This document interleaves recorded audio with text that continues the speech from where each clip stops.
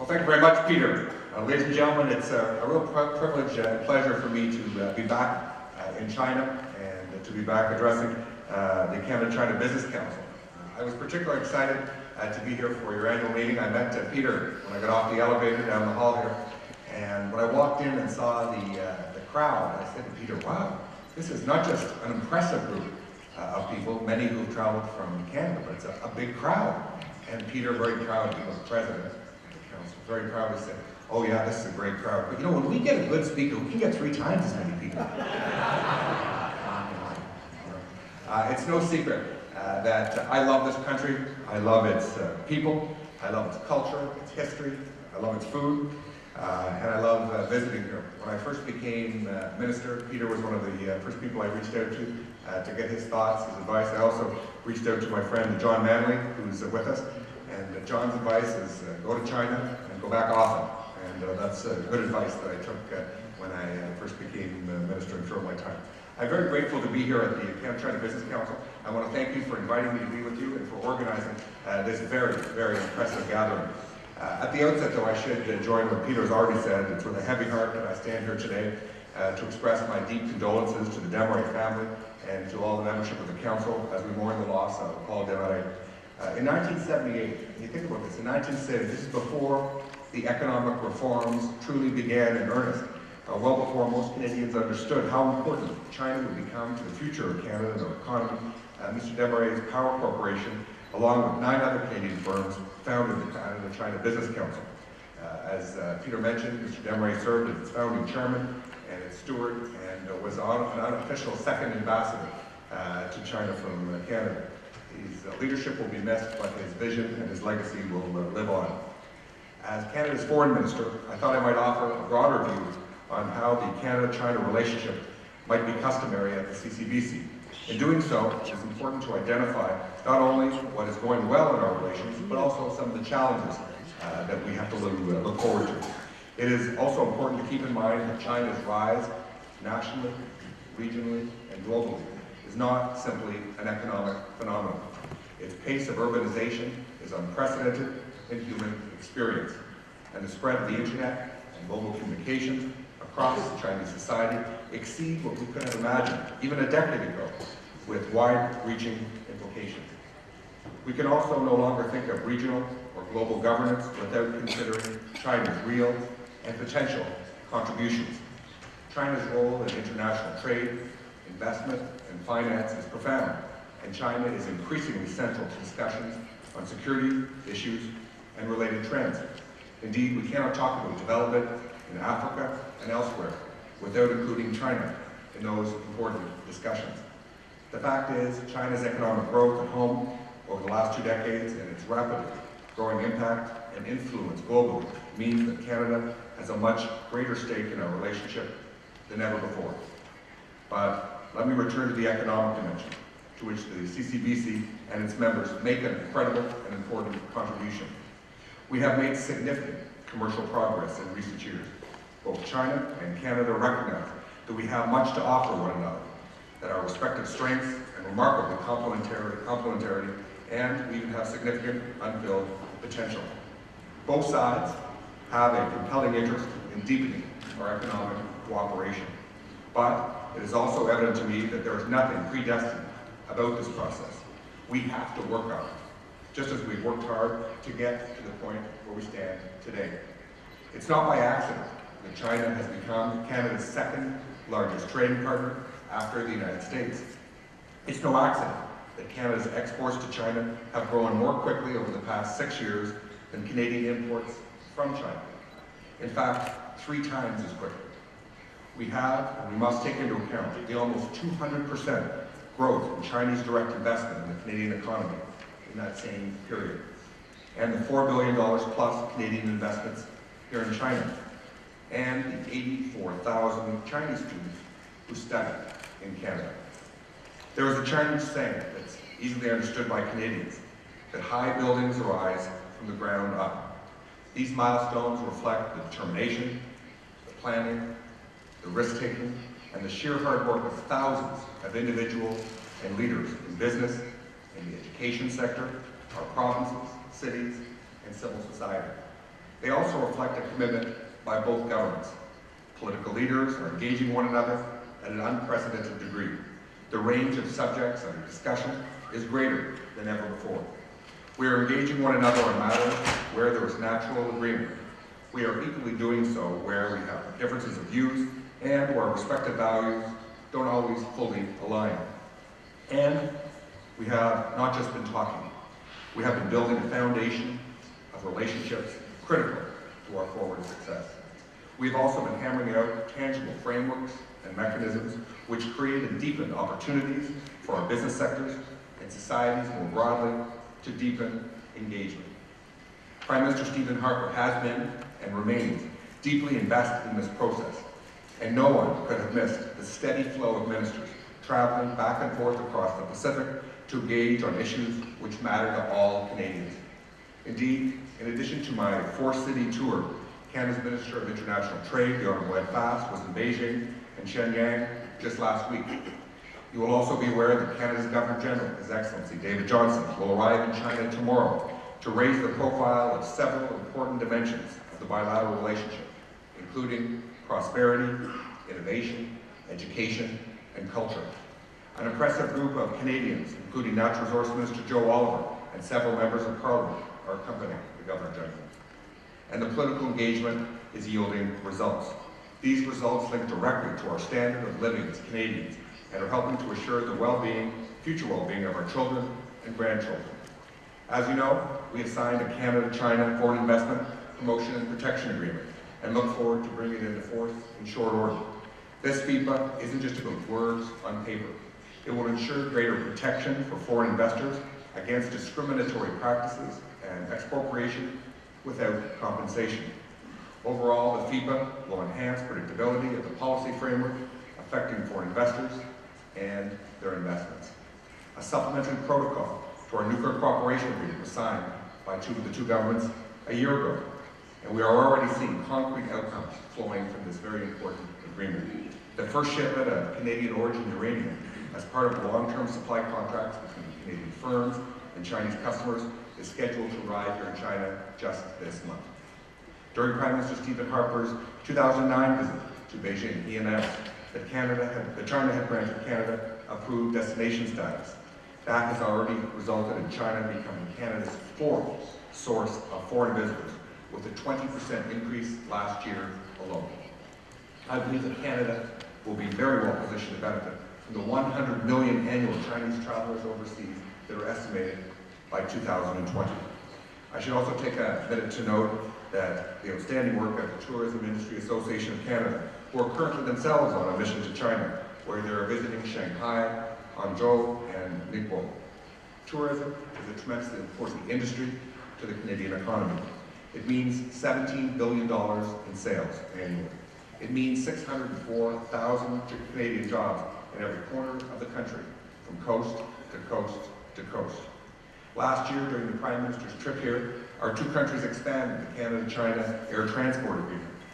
This not only helps Canadian businesses reduce costs, making them more competitive, it serves to facilitate the flows of tourists that I just referred to.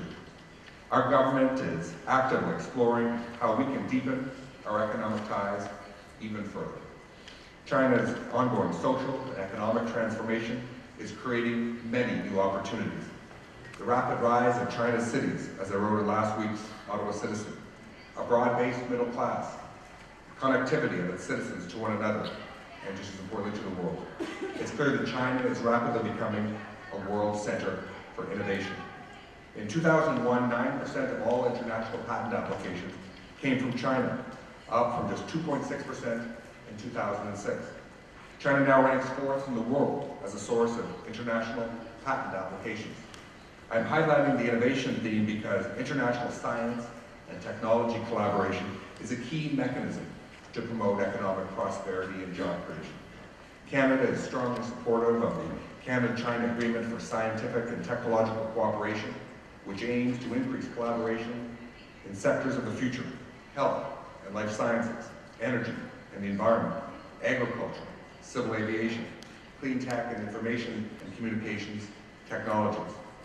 But as China shifts to a more innovation-based society, its need for traditional commodities nevertheless will remain acute. Last month, the Chinese government predicted that in the coming 5 years, their imports of commodities will exceed $10 trillion US, and overseas investments will reach $500 billion US. China's growing consumption of Canadian wood and paper products, and ores and minerals, and agricultural and food products, among others, have already helped our own society withstand the 2009 economic global downturn by allowing Canadians to shift trade to China when our traditional market exports were down. Canadians are adjusting to the reality that some of the mature markets that we've historically relied upon cannot, on their own, meet Canada's future export needs. The vast majority of future trade growth will take place in the so-called emerging markets. Most of those high-growth markets are right here in Asia, and China is the Asians' center of activity. It is clear that Canada must diversify its markets, which is why our government is leading the most pro-trade agenda in our country's history. Let us take the energy sector, for example. You will be aware that Canada is one of the largest crude oil reserves in the world, third in fact. In past decades, almost all of our oil and our gas exports went to the United States. In what seems like a blink of an eye, the so-called shale gas revolution has resulted in the U.S. finding itself transforming from a significant energy importer into a country which could soon be a net exporter. In short, Canada must diversify its energy trade.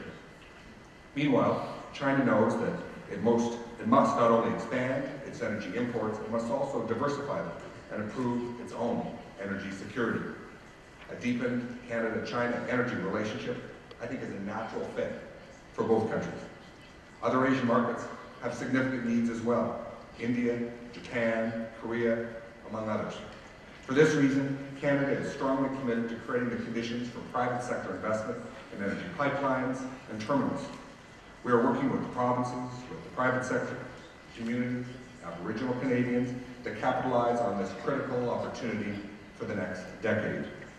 If we do not, some of our competitors will do so in our place. As I mentioned earlier, that I'm not only visiting Beijing on this trip. I traveled to Shanghai, Chongqing, and Chengdu, where I was able to reach out to officials, to business leaders, and to civil society. China's size and diversity, coupled with its rapid urbanization, is creating a network of megacities. Canada is paying attention. We are taking concrete action to strengthen our commercial and diplomatic engagement with these important regional centers. Since 2009, our government has opened 6 new trade offices. These new offices are located in Chengdu, Beijing, Qingdao, Shenyang, Shenzhen, and Wuhan. Together, these cities account for almost 65 million residents, representing tremendous commercial opportunities for Canadians and for Canadian enterprises. These new offices complement the services already being offered by the Canadian Embassy right here in Beijing and our consulates general in Chongqing, Guangzhou, Shanghai, and in Hong Kong. It's clear to me for the success of our Canada-China relationship are the result of determination and the hard work of many, many people, many of you in this room, and of governments and those who work in government. We must now harden our resolve and intensify our efforts. But with success also comes some challenges. The Asia Pacific Foundation of Canada has, since 2004, undertaken an annual survey of the views of Canadians on Asia, including China. Its 2013 report sends a sobering message. Canadians recognize that China has become an important country for Canada's future economic prosperity. But there are also deep hesitations over deepening our relationship with China. The 2013 survey shows that Canadians are concerned about state-owned enterprises. The fact is that many Canadian companies feel that we don't yet have a fully level playing field in this important relationship. The government of Canada shares that view and has called for businesses to be treated the same way in China that Chinese firms are treated when doing business in our country. Our government continues to encourage China to implement important and investment rules that align with our international standards and apply consistently and transparently. Encouraging China to consider the benefits of creating more secure and predictive environment for Canadian and other foreign investors in China is a tremendous priority for our government. It comes down to the golden rule, which Canadians and Chinese know well. You don't impose rules on others that you wouldn't choose for yourself. We do recognize this will take time, and we will work to make steady progress, to continue to make steady progress. We are aware of and welcome the Chinese government's commitment to economic reforms at home, particularly those which strengthen the role of Chinese private sector and commercialize the operations of state-owned enterprises. We are supportive of Chinese efforts to tackle corruption, and I also am encouraged by those voices in the country calling for the strengthening of the rule of law, respect for the Constitution, an independent judiciary, and strong protection for the rights of citizens and of corporate entities, which are requirements for a stable, prosperous, and fair society. Progress in these areas is essential if we are to increase the prospects of two-way investments, of expanded trade, and of a full range of bilateral partnerships for the 21st century. The kind of mutually beneficial economic relationship we seek is also compatible with constructive engagement on governance and human rights. And we will deepen our discussions on regional security, global governance, and on our respective interests and roles in other parts of the world. Canada, too, we must do our part. Everyone in this room appreciates that our two societies have different histories, distinct cultures, and proud national traditions. We also have political and administrative systems which can contrast quite sharply. These factors need to be understood and respected, but ultimately overcome as barriers to increased cooperation. As I stated earlier, that some 84,000 Chinese students today have decided to get to know Canada better, to understand our culture, and to come to appreciate Canadian values. Many of them have become lifelong friends and supporters of Canada. In contrast, an estimated 3,400 Canadians study here in China per year. Canadian society must increase its China literacy and our China competencies. We must especially encourage our youth to become more engaged. Our government cannot address this challenge alone. It must involve a national effort of our business leaders, our various levels of government, our educational institutions, our media, our communities, and individual Canadians. The stakes are high. We cannot afford to forgo the tremendous opportunities before us. Deepening our engagement with China must continue to be a national imperative. We must invest in a deepened process of cooperation. This process should capitalize on our growing common interests and work to reduce our differences. That is diplomacy, and that is the only way we will realize our full potential while protecting our interests and, just as importantly, protecting our values. And I want to assure you that the Government of Canada, our government, is prepared to play its part, and I know all of you in this room will play yours. Thank you very much. Merci beaucoup.